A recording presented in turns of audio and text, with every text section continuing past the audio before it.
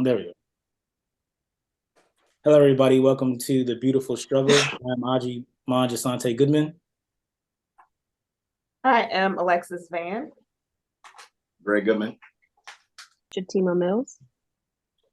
And once again, welcome to The Beautiful Struggle. Before we get into the topic of today, I would like to explain what Black Advancement Incorporated is all about. Black Advancement Incorporated is a nonprofit organization that seeks to create a unity within the Black community through action and dialogue. This being, of course, part of the dialogue portion. Our topic today is a continuance of the one that we had started before on the health gap and why does it exist. So now we've taken it to the next level, which is why does it persist? And I will do the honors of going first.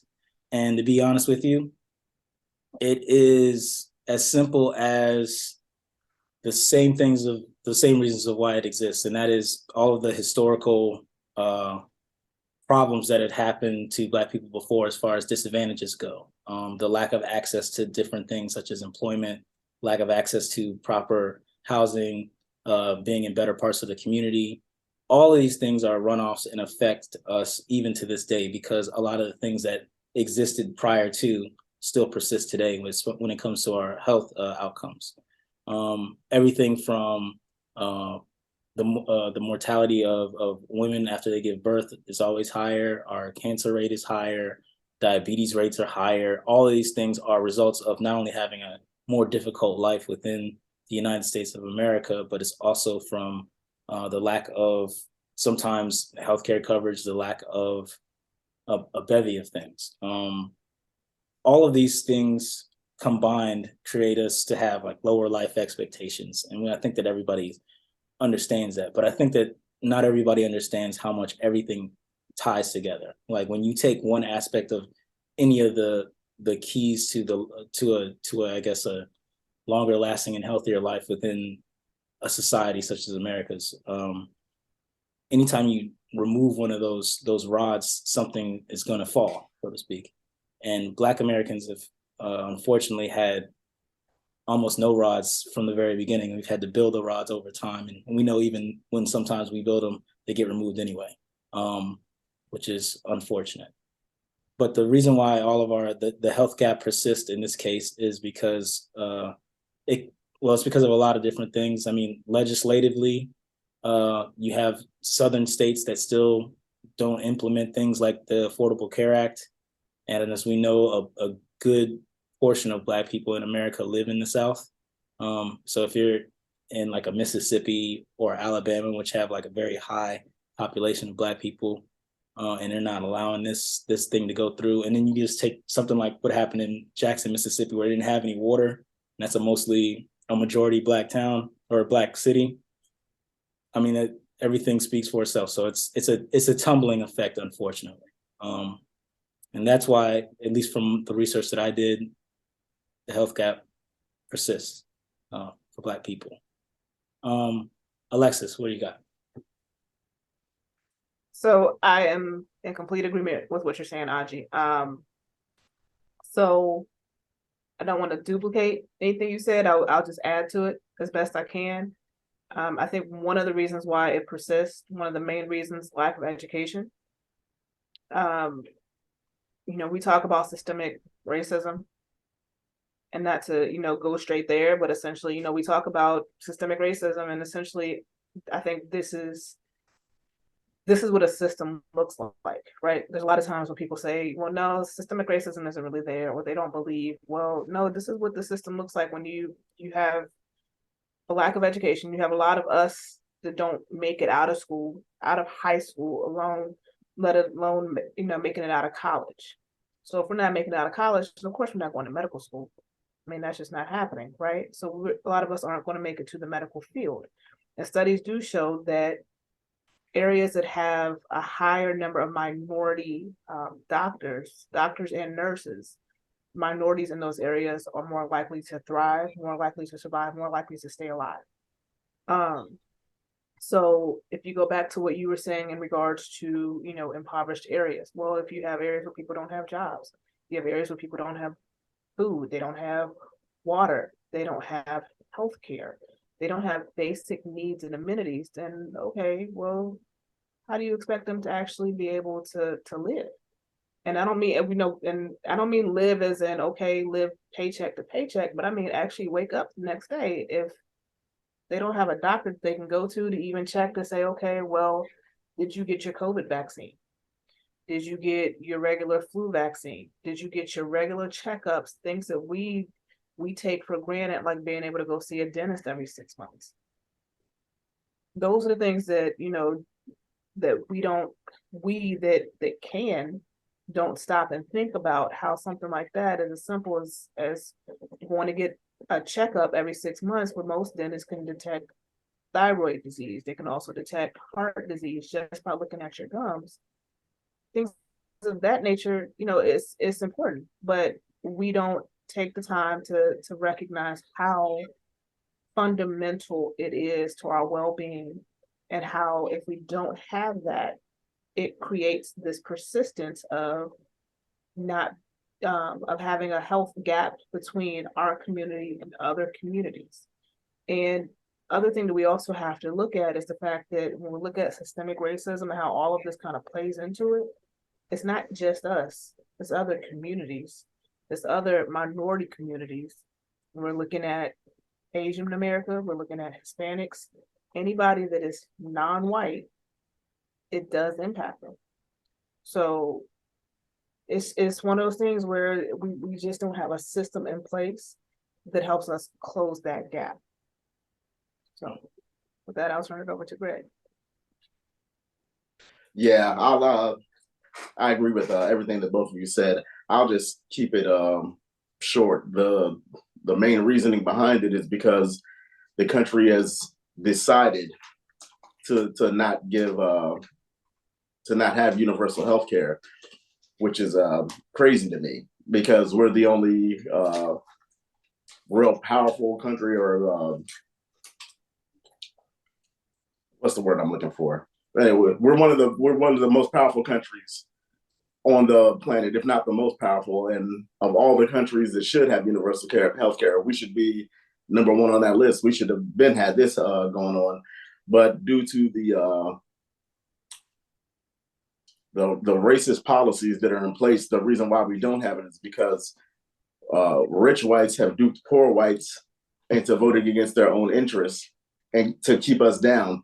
So they're hurting themselves too. So there's a gap, not only definitely a gap with Black people in that when it comes to health, but there's also a huge gap of poor white people who continue to vote against these type of policies. And the reason why is just it all goes back to systemic racism. They've decided that anything that helps us is bad for the country for the most part. And universal health care is one of the biggest things. One of the biggest things that's a part of that. So until we decide to actually come together as a country, a real country, and take care of everybody, this will continue. Not only for Blacks, but poor whites, poor Hispanics, poor people in general.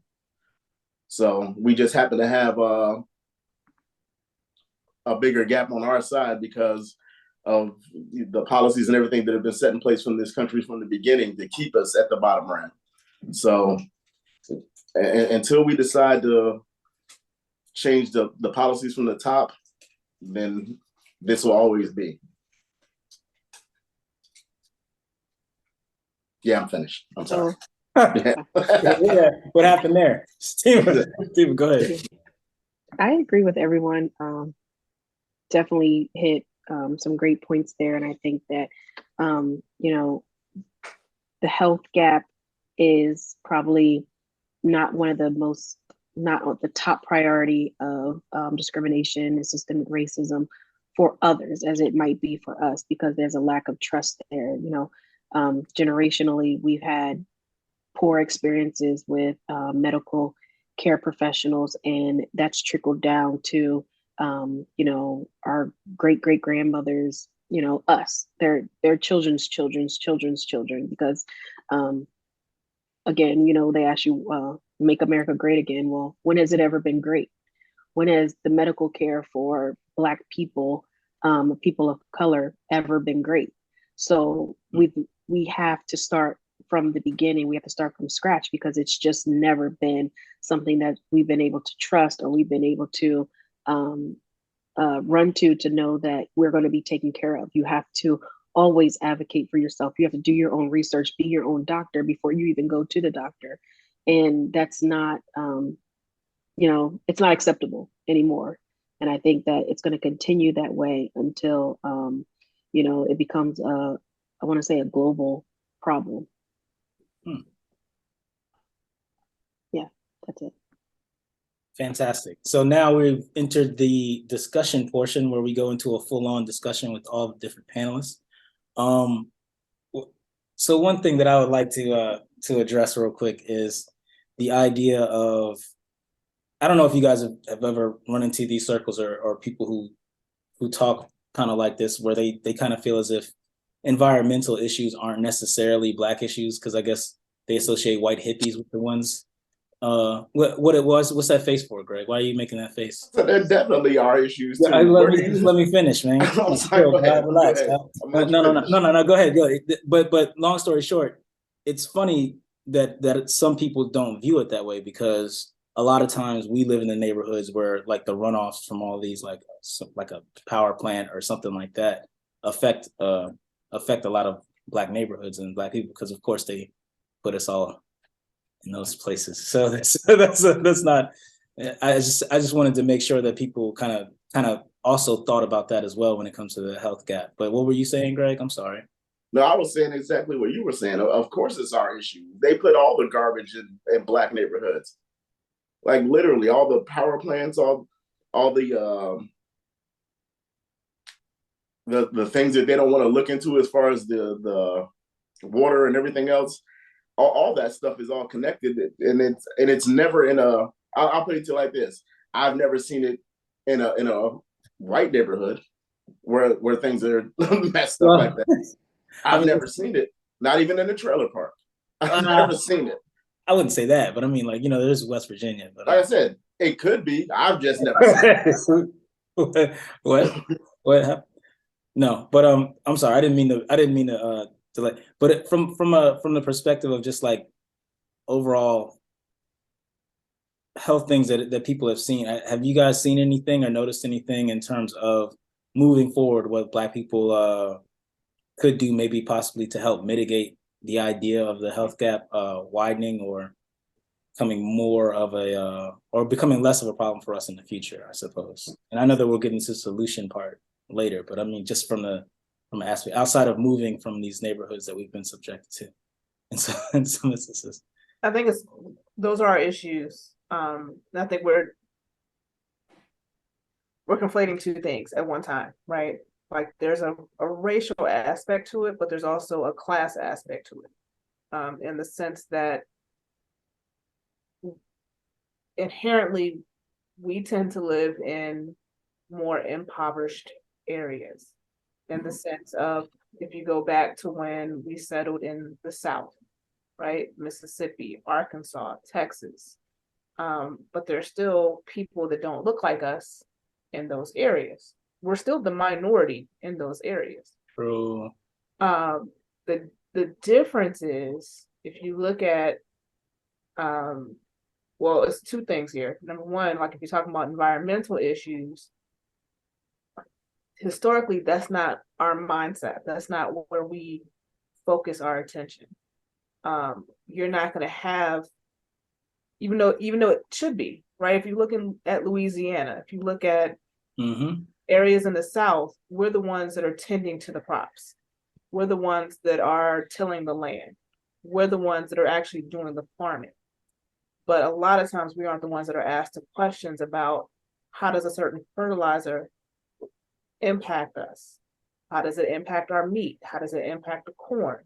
Things of that nature. Like, we aren't having those conversations. Those conversations are being had with people in Iowa, and Idaho, people that don't look like us. So it's not just a matter of Black people, because a lot of us down there in those areas, we're educated. The ones that aren't educated don't necessarily look like us. And since it's more, and I hate to say us versus them, because anybody watching this, that's not what I'm saying. But if you're looking at the majority of the people down there that don't, that's what I'm saying, I do whatever. I didn't say anything out loud. I didn't say anything out loud. But the majority of people, but if we're looking at Texas, the majority of the people in Texas don't look like us, right? True. So we're a small piece of the people that they're trying to reach. So why, if I have if I have a Fox News, I'm not worried about you. I'm not worried about the four of us sitting on this call. I'm worried about the people, the uneducated ones that are not going to necessarily question what the media is saying. So let's see. That's a great point. Like, how do you overcome something like that? Because that's the predicament that we're at the mercy of, basically uneducated whites. Like, I don't know how else to say. But that's the thing. That's what we are. I guess America is. To be Yeah. honest. Yeah. And education is a huge part of the conversation. We don't, until we decide like, oh, we're all going to put funds behind our kids going to school to become doctors. We're going to put funds by a community, not just $50 here, $100 there, but let me make sure this person eats when they go do something. Let me pack up a plate. Let me make sure I call them over these next 4 or 5 years, 8 years while they're doing their residency. A lot of, and this is just my opinion on it, but when you see Asian Americans, because people are probably like, well, you know, Asian Americans, they send their people to school for 8 years to go be doctors. They do, but it's a whole community behind that one kid. And they started training that kid from preschool all the way up to say, this is what you're going to do with your life. We don't have that type of conversation. We don't have that type of representation either. I think that has also to do with them understanding, like, kind of their history and their own background, and understanding like what stock they come from, so to speak. You know what I mean? Like, that is a cultural, communal effort on their part. You know what I'm saying? Like, that's everybody coming together. We're too, for lack of a better phrase, Americanized to have everybody join together. Like, that's why something like Black advancement was started in the first place, was the idea behind that. And I can tell you, that's not as easy as people would think to get Black people together. So, you know, that I think that has a. Tima, do you have anything to say as far as like the discussion portion in terms of maybe why this persists, or an interesting point that you've seen on the health gap? Yeah, I just forgot my thought, but Damn it. No, I definitely agree with you, Alexis. And it was like we have to put the onus on ourselves going forward. And I think one of the questions was like, do we see that we can make it better, or how can we make it better?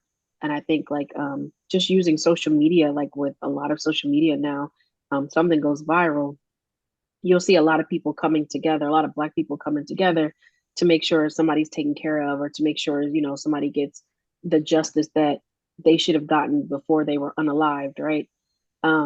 But I just think that it takes more than the short attention span of one person or one event that's happened. And I think that the problem that we face right now is longevity. Like, people have short attention spans, and the problems are outlasting the solutions, where they know you're going to forget. They know that, and when I say they, you know, those, we know who they are, that you're going to forget. You're going to move on, and they're going to put those same people right back in place that were ultimately already the problem, or, you know, those same, I don't know, laws or dealings that they were already doing before, already, you know, are going to continue, because you'll forget, because there's so many things that are going on that it's almost impossible to keep up with every single thing. Yeah. And how do you do it? Like, what are you doing? You're keeping a diary of everything that's happening. So, and I think that's the problem. The problems are outweighing the solutions.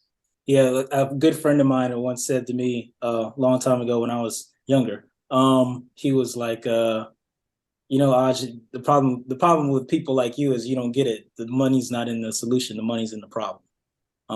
You make more money by perpetuating or elongating the problem than you do solving the problem. And that was That was a stunning reality that he hit me with, and I haven't gotten over it since. Greg, do you have anything to add before we close? As far as how we can start to change it, I got nothing. I mean, it's just the environment that people are left in. I mean, it starts as simple as just the nutrition, what's around to eat. Mm-hmm. I mean, when you're surrounded by nothing but McDonald's and corner stores, you're not going to be healthy. It's just not even really an option at that point. And like those are things that have to be fixed from the beginning. I mean, because if you have the right of kind of food and everything else you're putting in your body, then the future medical problems don't really happen. So this is things that are happening from the beginning because of the environment where you live is all processed food is trash.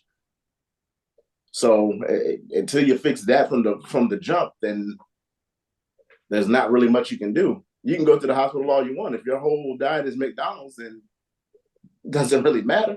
All you're gonna do is go broke paying for medicine because all you can eat is McDonald's. So that's where it has to start, is with the food that we have in the neighborhoods that we live in. That's a good question. So yeah, everybody out here living like it's soul food. Like you can't yo, come on. Hey, God, you ain't gotta do that, man. You ain't gotta say it like that. I'm just saying. Like that. No, you're convenience of everything. That's a good point, Greg. Yeah. I was like, you're not taught how to shop or shop on the outskirts of the grocery store because you're buying everything that's convenient. You want to, you've got so much going on and so much to think about that, it takes time to cook. It takes time to learn how to cook healthy. It takes time to do all of those things. And when you're like immediate gratification is, what you're used to, because you come against so many failures every day that just, one less thing is to cook dinner. So you run to McDonald's because that's what's in your neighborhood. You don't get a Trader Joe's, you don't get a Whole Foods, you don't get a Wegmans. You know what I mean? But even Whole Foods have trash food too. Yeah. That gets back to nobody's on the outside of the store, on the outer rings of the store. They're all in the middle of the store where all the processed food is.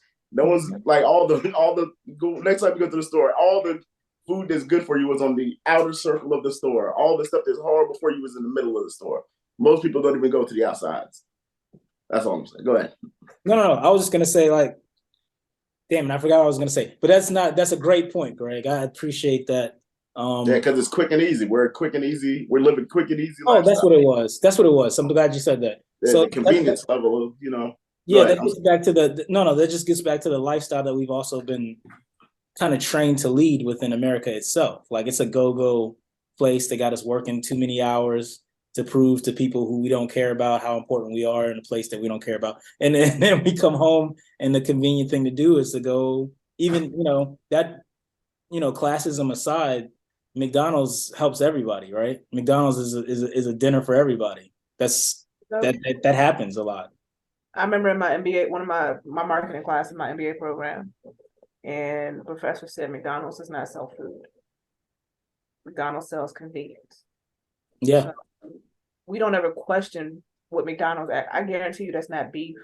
It's no meat in that burger. Hey, I'm not gonna let you disparage the pink slime that McDonald's slings, man. That's good stuff. What works best for you, but I'm just saying, like, but none of that. I mean, but it's not right. We're talking about fries that have been fried, then frozen, and then fried again. So, and that's not to discourage anybody, but think about what we are truly buying when we go purchase something, right? And I think Greg makes a great point. And we go back, and I watched a Dick Gregory documentary the other day, right? Mm-hmm. And he talked about how communities change when we start changing what we eat, when we start changing what we actually put into our bodies. Yeah.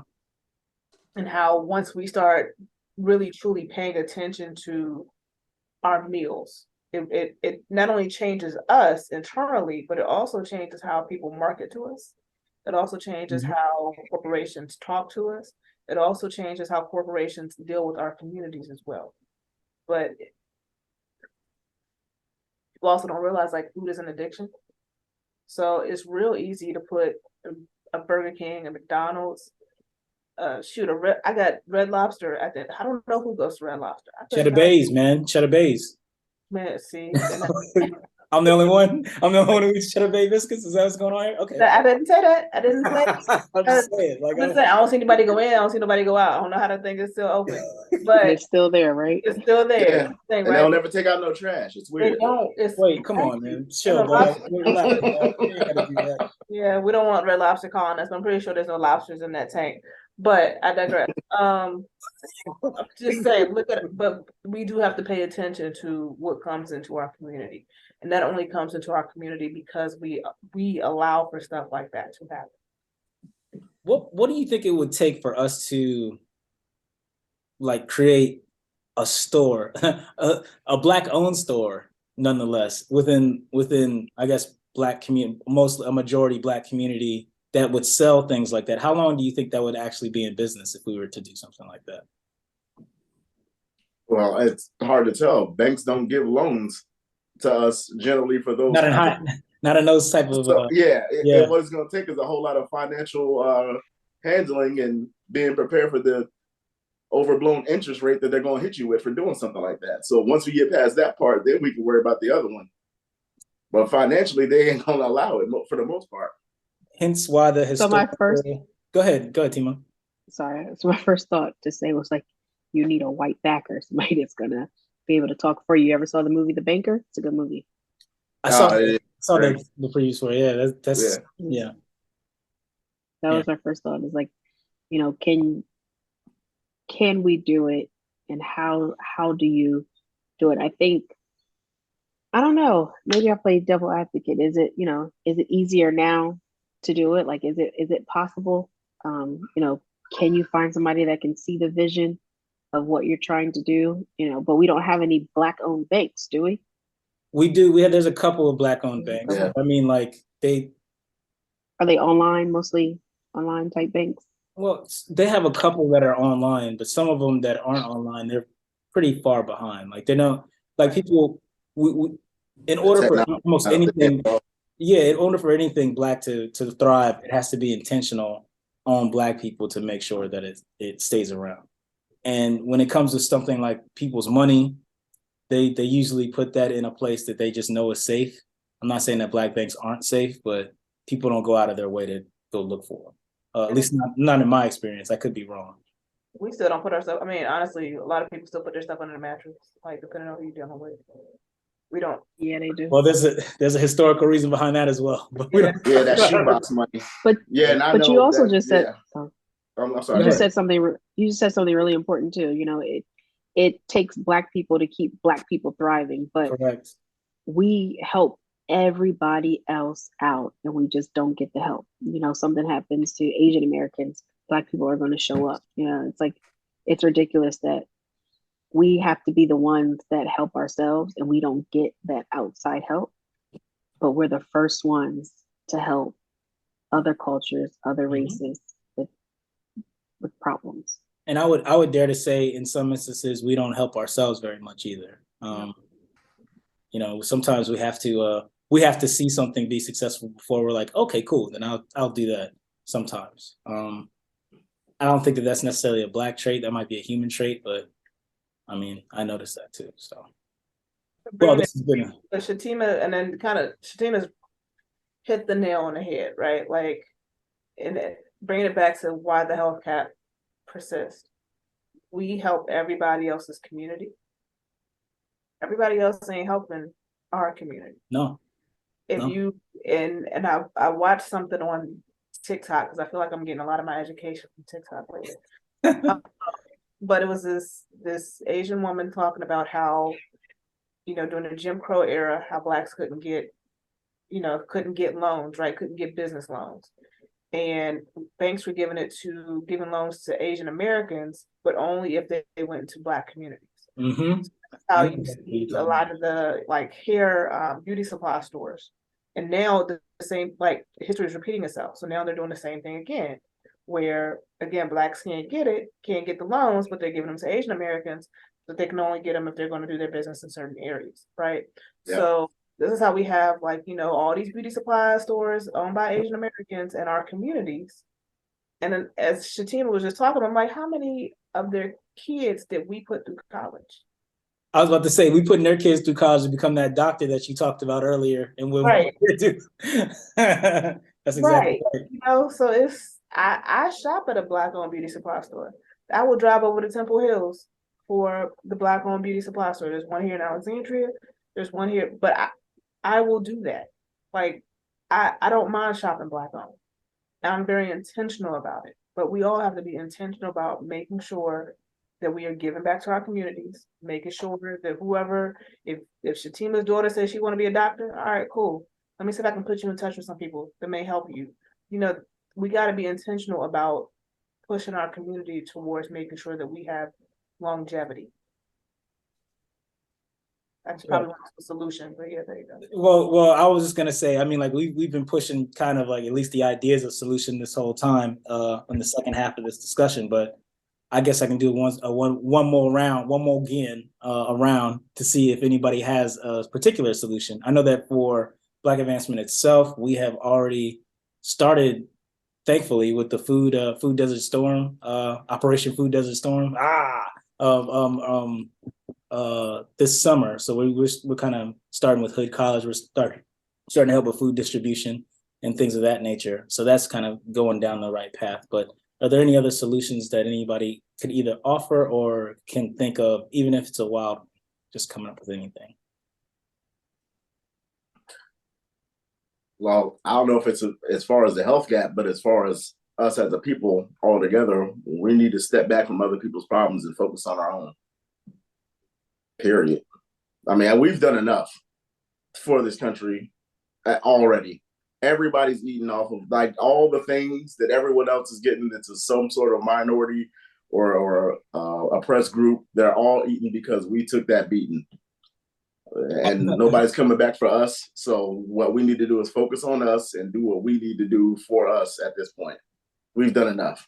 And if they want to help us out and join along, come on through. But I don't think we should help out and loan our services to other people anymore. I think we need to focus on us and keep everything in-house and make some things happen. And hopefully it won't be like back in the day. So when we get some traction going, no one comes through and burns the place down because somebody sneezed in front of a white lady and they got upset.